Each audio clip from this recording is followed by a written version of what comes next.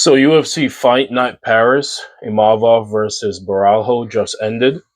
So I'm just going to go ahead and give my reactions to it, as well as a breakdown of the results, as well as my thoughts. First off, this was a pretty great card, honestly. Plenty of knockouts, primarily on the prelims. Personally, I didn't expect that. I expected a lot more decisions to go on, but overall, really exciting. Couple upsets, couple couple big upsets actually, couple unexpected stuff. But let's hop right into it, starting from the prelims. Begin with the Shauna Bannon versus Sam Hughes. I thought Shauna Bannon would have won this one, but Sam Hughes' game plan was actually really good. She actually made a lot of adjustments in the aspects of she had an issue with a slow start. Excuse me. She had an issue with starting slowly. And this time, one thing that I never actually expected her to do was to up the pace to the level that she did. She kind of came in charging directly at Shauna Bannon and kind of kept up that intensity the whole time with pressing her grappling heavy style and plan. She ended up getting that finish and submission in round two, which, eh, honestly speaking, it was just phenomenal game planning, phenomenal execution on her part as well. Push the pace, don't give her any breathing room, keep pressuring, like make her uncomfortable, and don't give her the chance to like really get her footing. Overall, just great planning, great execution. I ain't gonna lie, my picks, I would like overall, I went like 50-50. Like, because in the beginning, I would get my pick right, then get my pick wrong, get my pick wrong, then get it right, then get it wrong, then get it wrong, then get it right, then get it right. So over on that, especially the big upset. So we owe 500 with our picks today. Here guys. But moving on to the next fight, Andreas Gustafsson versus Fakrdinov. Now this one I got right, and even though I expected it to end in a decision, well, basically what I said ended up being what's true. Yeah, being completely true in the aspect of I basically just said Fakrdinov is a really, really high level. Not even to say really, really, but he's a very skilled fighter. And I know a lot of people were kind of discrediting him constantly due to the fact that all of his wins were like so close. And I completely believe that he was just the superior fighter in this matchup. And you saw that in the skill set. Andreas Gustafsson, a lot of people thought that his aggression and forward momentum was going to just bulldoze through Fakrdinov, but that wasn't what happened. Fakrdinov was very strategic, very technical, slowly inched. To be honest, what I expected him to do actually was the game plan.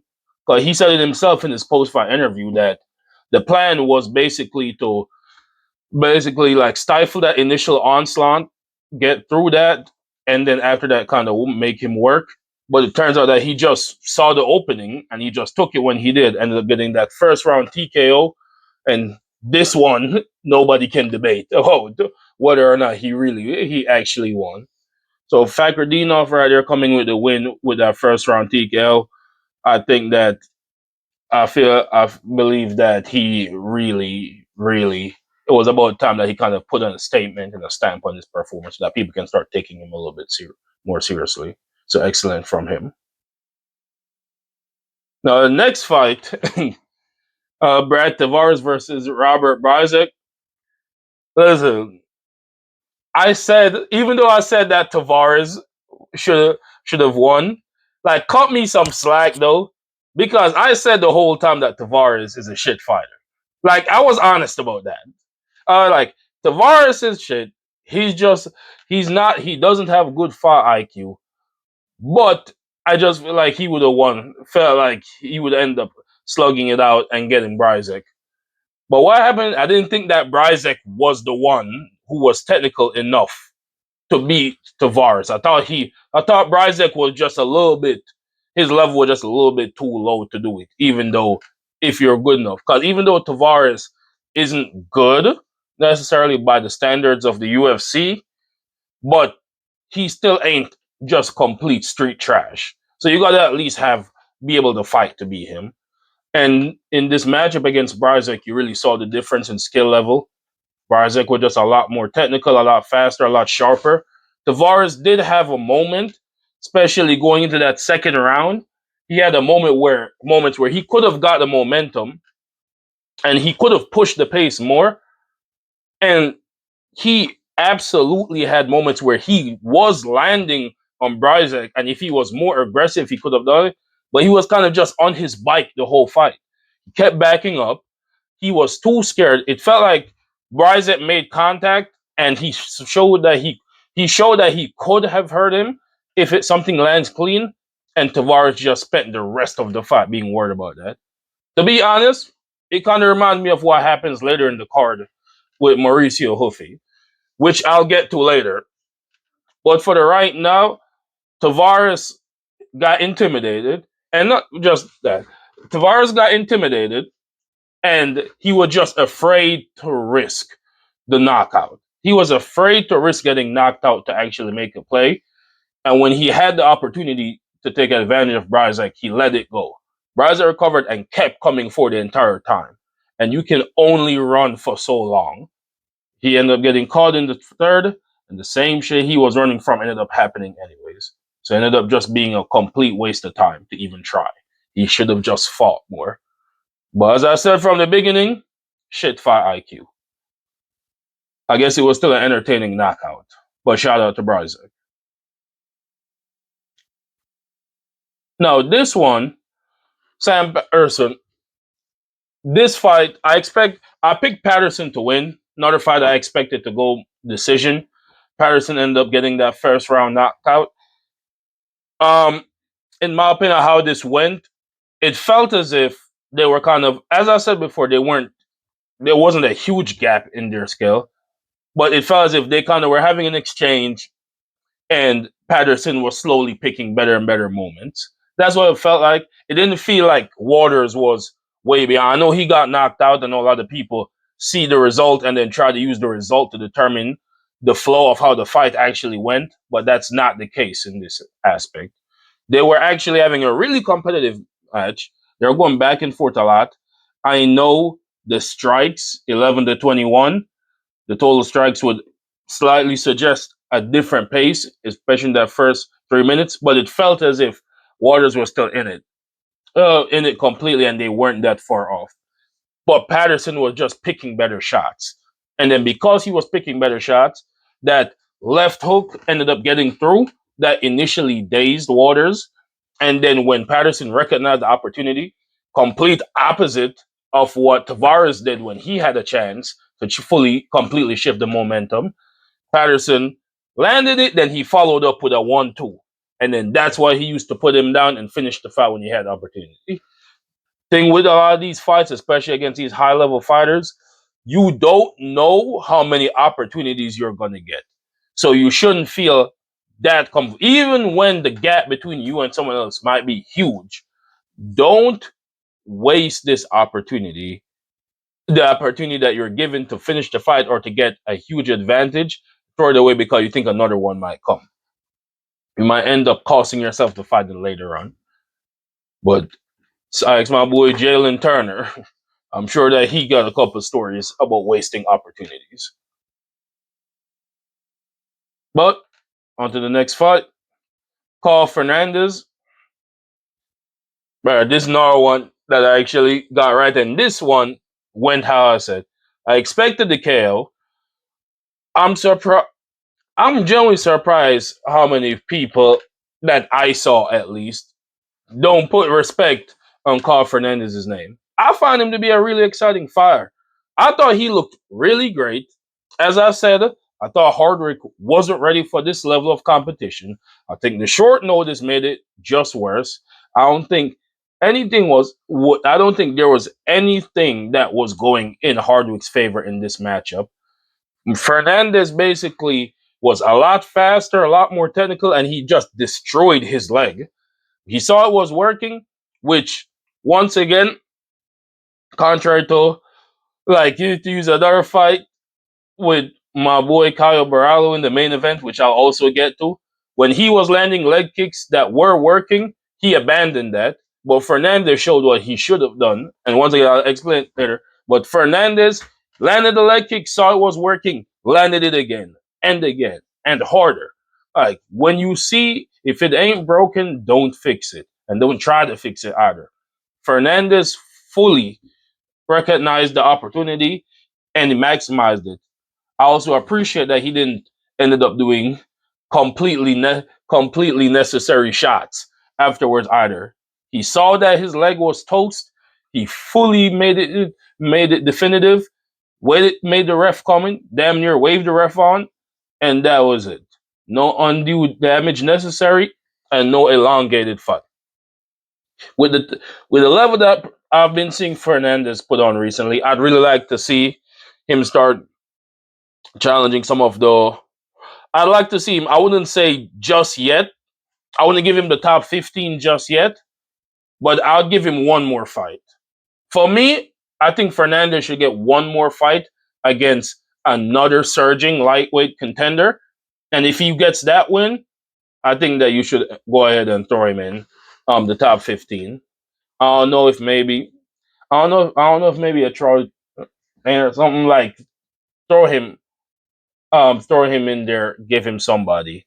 Let's see, let's see how he does against somebody else who's on that up and up, on the up and coming. Let's really see what he got going. And if he passes that challenge, give him a top 15 contender. I think that at this point he's earned it. He's getting the knockouts, he's putting on shows, he's finishing fights, he's looking great. I think it's about time.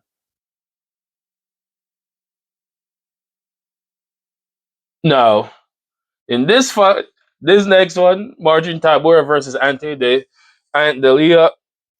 This one, I was just completely wrong. So I'll admit that first. But not in the way how you might think. I know that I gave Tybura a lot of praise for being the experienced veteran and kind of just better everywhere. And in the limited moments, I think for the most part that actually still held true. I think you really saw Tybura's experience and fight IQ in this one. From the beginning, I think what happened with this is that Delia simply just had overwhelmingly better attributes. When you look at it, Delia had his hand speed was way too fast and he was just way too strong. That really was what it came down to me. When you look at the fight, he got in, he kind of just bulldozed. Like really, he just bulldozed through Tybura. He just overwhelmed him with volume and strength, volume and force. You saw him push past. Tybura couldn't fully react to his speed, so Tybura resorted to the clinch, tried to get him off the fence, tried to slow the fight down, which is a great high IQ veteran move. Tried to slow it down, tried to set up his own jabs and stuff. But the Lee has simply just kept going forward. He forced himself to kind of get that space, and once he got the space, Tybura just physically couldn't handle it. He wasn't fast enough, he wasn't durable enough, wasn't strong enough. There was legit. He kind of just got fed to the wolves in that aspect. Um, to be clear, I still don't think Ante Delia is another Tom Aspinall. Not at all. Especially not based off. Even I said even in this performance, it didn't look like oh I'm looking at somebody on another level. It legit just looked like all right, you went against an opponent who was just you just went against an opponent that was too slow and wasn't strong enough to like physically handle you. But what happens if you start going against actual contenders like bro, even to going with Walter Walker, if you're going to against a Walter Walker, I don't think Delia is even a competition for Walter Walker. I think I think Walker would catch him with a heel hook before he could probably bulldoze him, before he could even get any proper speed anything. I don't think that the Lee is a real threat. I think any of the top contenders shred him. Um, I think his best match would probably be against somebody like Blades, but I don't think he doesn't look like he had that much good control of the grappling off the limited time he was in the clinch with Tybura. I'd like perhaps I'm just hating. That's maybe I'm just blind. So I'd love to see more of his fights to see how he continues to perform. But even like a Talison Teixeira, I think a Talison Teixeira who somebody who's also quite fast and elusive and also really aggressive. I think a Talison Teixeira might give him too much problems right now based off what I saw. So I definitely want to look forward, see how he continues to perform. I'm definitely optimistic. I know I might sound like I'm hating, but I'm genuinely not. But I'm very optimistic to like being wrong about him in the future, and he might be the second coming of Tom Aspinall. You never know, or maybe even something greater, the first coming of Ante Delia. So we never know. So I'll keep a lookout for his future performance.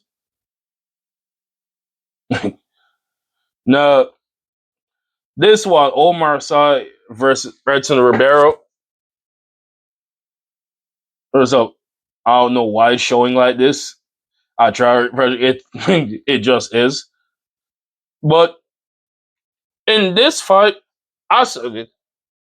I said I expected Edson Ribeiro to win, because of how he's swinging and how he's wild and kind of just a haymaker merchant. But I agree. But I also blatantly agree that on paper, Omar Sy should be the one who wins. Um, Even though this is one of those picks that I got another pick I got wrong in this aspect, I'm not upset at it at all. Well, I'm not upset at anyone I got wrong. It happens. It's the fight game. But even though this one I got wrong, I'm kind of happy to be honest because then it means that we have a certified. No, we still have a certified or a contender to consider in the division for the new blood, and that's always pleasant to see. Um, the fight basically went the way how it should. To be honest, he was faster, he was cleaner, he was stronger, was more technical, had better grappling. He hunted the finish and he got it. Honestly, on paper, that's how it should go. That's really how it should go. I don't really got critiques. Ribeiro who had a good ground game, obviously, because he was able to escape a couple of things when he got down there, but it was just a matter of time before the finish ended up coming. Um, it's funny how it happened, kind of close to the end when Omar Sy started hunting you with the elbows and stuff like that, which is once again what should happen when you're in a superior position on the ground. Like it should always be hunting a finish or ground and pound. Don't just rest on your laurels. Like you should be constantly hunting a finish. So I love to see it. Barrows was worse in the stand up. He was swinging as well, but he wasn't as clean. He wasn't as accurate. He wasn't as fast. He wasn't as sharp. He just kind of got picked apart piece by piece by just somebody who was just a better fighter. That's really all it comes down to. Getting into this one with William Gomez versus Ruchala, I think this one got moved up. If I'm recalling, this one got moved up to the main card because this fight with Pitbull and Kada ended up getting canceled. This fight ended up getting canceled because Kada missed weight by 3 pounds in his debut UFC fight, which is crazy. Apparently, after he missed weight, Pitbull refused to fight him, which honestly is completely fair. And apparently, Dana cut him immediately, which also is what he should do. It's crazy that you are missing weight by that much in your UFC debut. I feel like a lot of these fighters get too comfortable with the type of sport this is. They forget that this is an actual job and them making weight is a part of their professionalism. And we both as the fighters and the fans have gotten so spoiled in this recent slew of people who have been missing weight and then the other fighters still accepting the fight. But with the purse cut as well as the pride aspect and the building and the training and fight camp you went through. So people just feel like, nah, I got to do it anyway. Nah, I'm not willing to make all of this be for nothing. But a case like this, Pitbull, who already has his established name outside of the UFC, and while he hasn't accomplished anything at all, to be honest, in the UFC as yet. He still has his established legacy. So he might not feel that same level of pressure as other fighters might feel in this situation. And then this debutant missing weight in his very first fight, which honestly is an opportunity to him to fight you in the main card. It's like, yeah, no, I don't blame him at all for refusing that fight, and I absolutely hope that this sets a precedent for, or at least as an indicator for future fighters at some of the consequences for not taking this shit seriously. I think if this happened more often, like people like Los Incada getting cut, people like Brian Battle who got cut recently despite being an exciting fighter and expectees and highly expected prospects. If more people got punished this severely for failing to make weight, more people will make weight. Increase the consequences and you'll improve the behavior. But to get back to the fight, I had said that I suspected Gomez would win this. I felt like he was a little bit better everywhere. Honestly, I just felt like he was a little bit better everywhere. And to be honest, that's exactly how the fight went. The fight was literally Gomez was just a little bit better than ever. He was a little bit more technical. He was a little bit faster. He had a little bit better fight IQ. And don't get me wrong, Ruchala was great. He mixed it up. First fight on the entire card that went to decision. Like Ruchala mixed it up. He mixed in the grappling. He threw the kicks. He had the teeps. He had the wild overhands. He had the grittiness. He had willpower. He had the forward momentum. Ruchala had everything. Gomez was just a little bit better everywhere. A little sharper, a little cleaner, a little bit faster, a little bit more economical with how he did it, a little bit better timed. I will say that Gomez had some suspicious moments, so to speak. Like this, I'll, I don't really know what he was grabbing for, but that looked a little suspicious in order to get up. Or this extension with the eye pokes, that would the way how it showed in slow motion that his hands were closed and then he opened his hands as he scratched his eyes. I choose to believe that he didn't do it on purpose, but there was a couple moments in that exchange that left a couple questions. So I'll say, but wait, Gomez ended up winning this fight by decision, as I expected it to go to. Overall, just pretty really solid fight. This fight decision, really really solid, high quality fight. Moving on to the next one, Axel Solo versus Rice McGee. I actually expected McGee to win this one. I thought that the veteran would have been the one to pull away with this. Thought that he kind of would have just let the experience talk for a little bit. But as I said that we've been having a lot of I made sure to address that we had a lot of newcomers coming in. A lot of people have been putting on pretty stellar performance and kind of building names for themselves. And I would also acknowledge the possibility that Sola could be one of those. Um, I don't know if I'm personally willing to say Sola's next up contender wise just yet, but I can say that I was impressed by this performance for Copper. I was impressed by his grit. I was impressed by his determination, his volume, his constant output.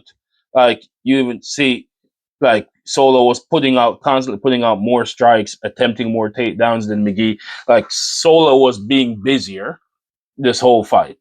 Solo was was really trying to make that impact. And then the opportunity came once again.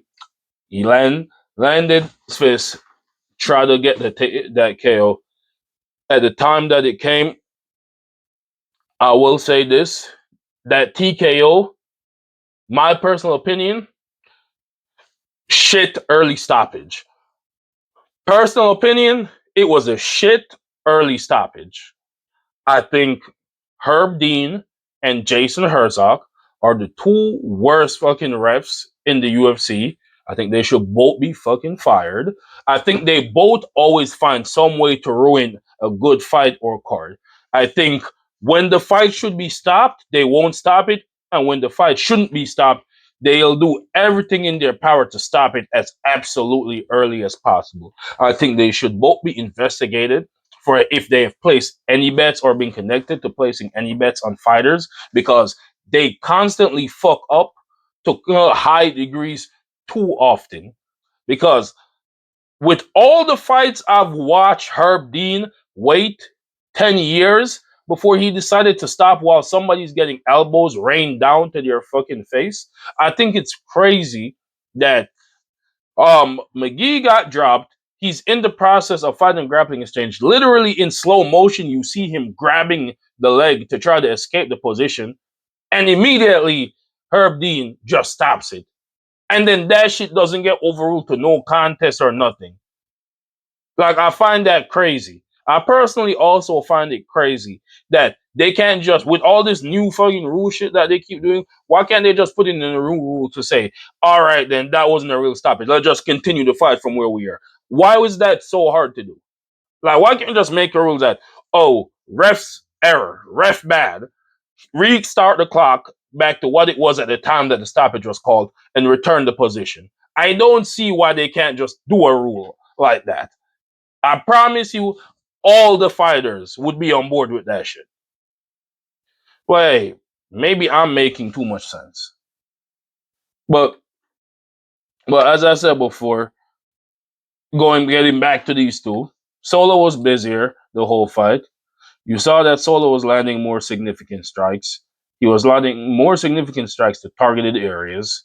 Um, Even though they said that McGee had one body shot, Solo was the one who was constantly pushing it. Even see the significant strikes by position. Like, while he had it for on, but when you look at rounds, legit McGee 5-4, but when he looks to the ground and pound, which is where the stoppage came, you see that Solo was just being busier. And sometimes, with how fickle these judges are and these refs are, you gotta constantly be moving. Like, sometimes you don't even have a second, especially recently with how much they've been rushing the need to do action. Like, I think at this point in time, you got to constantly be moving, and you got to worry about the appearance. You got to worry about the aesthetic, how you look aesthetically, as well as what you're actually doing. If you be careful, like, even with a lot of submissions, people kind of go limp to try to escape with it. Now you got to be super careful with those. You might end up in a Robbie Lawler situation where you think that you're trying to escape and they're paying attention, but really they stop. Another thing that, which was another Herb Dean stoppage. Bro, fuck this guy, bro. Fire him. Bolaja Oki got this one wrong, but once again, let me defend myself a little bit. Oki had the moment. Oki is another example of what I said. Sometimes the opportunities only come once. Oki had an opportunity in the first round where he could have he could have really gone up on the scoreboard. He was on top of Jones. Jones was dazed. He had the moment. He was hot and heavy, giving him work. Jones was a little dazed. I know in this first fight interview, Jones was like, "Oh, I wasn't dazed." He was absolutely fucking dazed. Oki just had to up the tempo and keep on him. He let him get free, let him get opportunity to start building back momentum. And Jones wasn't dazed enough. Mason Jones wasn't dazed enough that he couldn't get back in the fight. He recovered really fast once he got some space, started putting it on Oki, and just kept tearing apart until eventually he ended up getting that finish himself. Fighters have to stop doing two things. Stop grappling and going for the clinch when you're when you're in the process of finishing or dominating somebody with striking, and stop allowing your opponent to escape, recover, and catch a break when you're in a critical moment that could be used to put a stamp on it. You never know how, when, or how fast your opponent is going to download, adjust, recover, and react to the things that are going on throughout this fight. Stop fucking around. Get the shit done. That's it.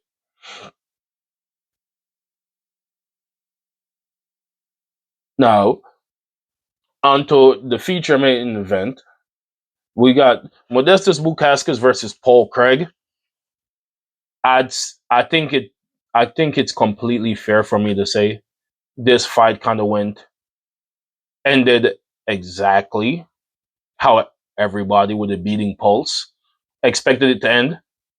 Like Paul Craig in a pool of his own blood.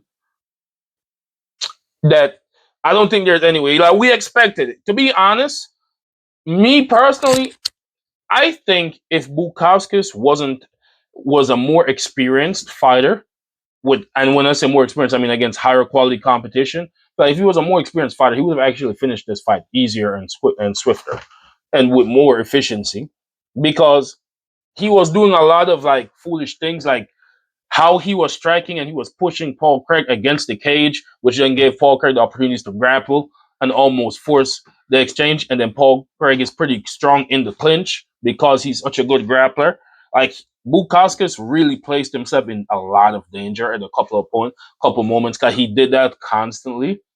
Like if he wasn't able to shake Craig off when he jumped for that guillotine, he could have really ended up being another Ankalaev in that situation. Like you have to be careful against these opponents. Like you're winning in the outside with the striking. Like stop kind of. It felt like he was like a freight train that was just like trying to run Craig over, and then he just kept running until he got his momentum got stopped by the fence.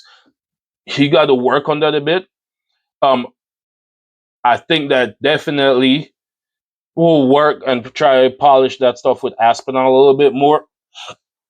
Like improve the boxing a lot more rather than going forward. Like really learn how to combine that with good lateral movement.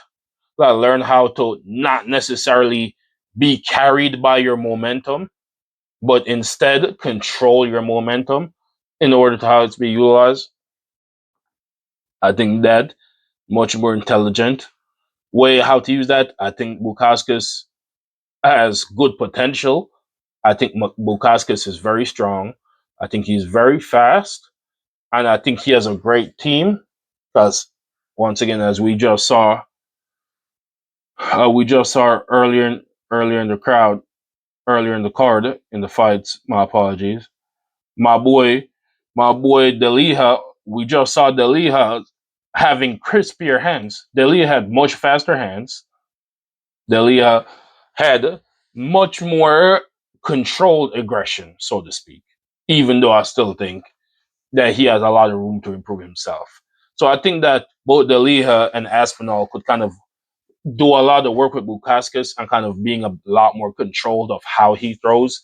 Because you swing like that, you throw yourself out, especially you're a light heavyweight, where like you do that against any of the top five and you're gonna get knocked out.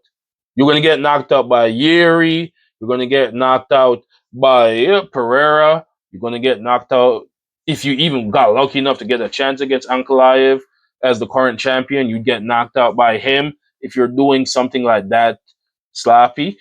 Like I think Jamal Hill would toast him if he did that. Same shit with Roundtree. Like he gotta I believe he needs to kind of control that and improve that technique a bit more. Paul Craig, how he got finished at the very end. Um, it was kind of sudden. It's like one that good elbow got thrown, it just dazed him at the end. And the fight kind of got called out after the round. But ended. It was a great stoppage. I think it was a great retirement for Paul Craig. Despite everything I'm saying right now and what I said in my video, like I really enjoy Paul Craig as a fighter. I enjoy him even more as a personality, individual outside of the cage. Phenomenal fire, phenomenal career overall. Wish him all the best. Best of luck to him and his family. Hope that they continue to do well and are blessed. Well, moving on, I don't care what anybody says. This fight is the upset. Benoit Saint Denis versus Mauricio Huffy. The Mauricio Huffy is undoubtedly the biggest upset of the whole card. I don't think anybody, except for like a very small minority, saw this one coming. At least not in the way how it was. I know we all said that excuse me, Huffy's grappling was untested. But the thing is, even in this matchup, I don't think that this matchup revealed an actual genuine weakness with Huffy's grappling. And let me explain what I mean by that. Huffy got up constantly and consistently in a very timely manner throughout the entire first two rounds against Saint Denis. Huffy was also very efficient and he was also very aware, calm, and patient in how he was grappling against Saint Denis. I think Huffy's issue, I think this was very similar to the Conor McGregor versus Nate Diaz one situation, which was you're going up against a just denser, more willing. You're going against a denser, more aggressive, more determined, and foreign grappler who's just a part of that marauder style, who won't give you any space, constantly charging in, doesn't care about getting hit, and won't stop coming. Just fully exhausting. He's just full marauder maxing, fully going at you, trying to charge down. I think that was Saint Denis' game plan. You're gonna just kept coming at him, and he'll see what happens. Kept doing so, and Huffy just became so concerned about the grappling. Huffy got to a point like it was honestly like a bit weird to see with Huffy because he didn't fight anywhere near as free as he has up to this point. He was so concerned. He was biting on every feint, every setup. He wouldn't even fully charge and give himself the opportunity to like properly swing. He just was fully like paranoid about the grappling after the first exchange, and that really affected his game going on, and it just made him a lot more susceptible to the grappling, to the takedowns, and eventually the finish. I think Huffy needs to spend some time specifically experimenting more and kind of forcing himself into this part of the game.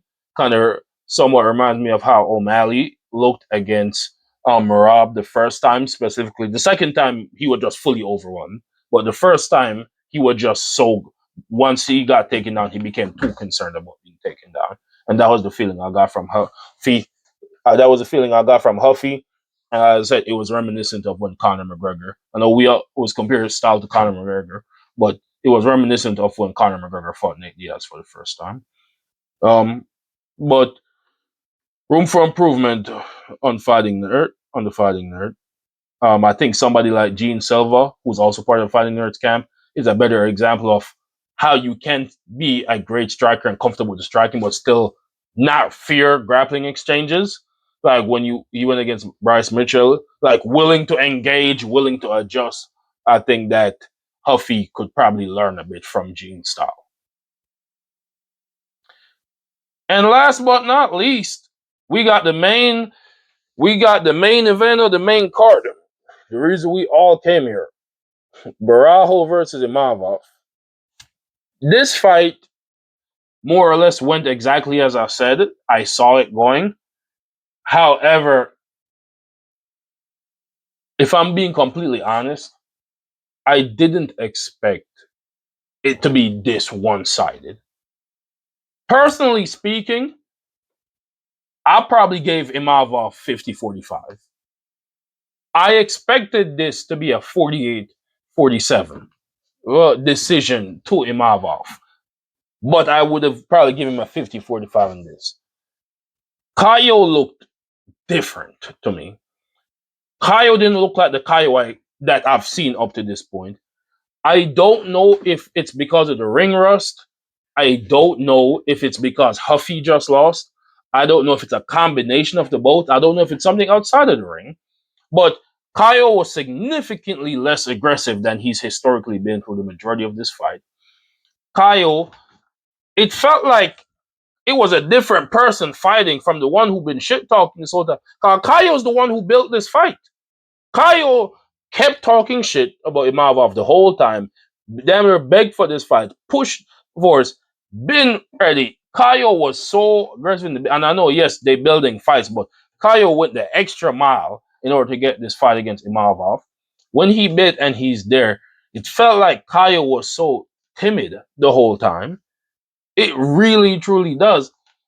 it felt like Caio was scared to fully properly engage. And while there were bursts of excellence throughout these 5 rounds, there were moments here and there, especially in the last two.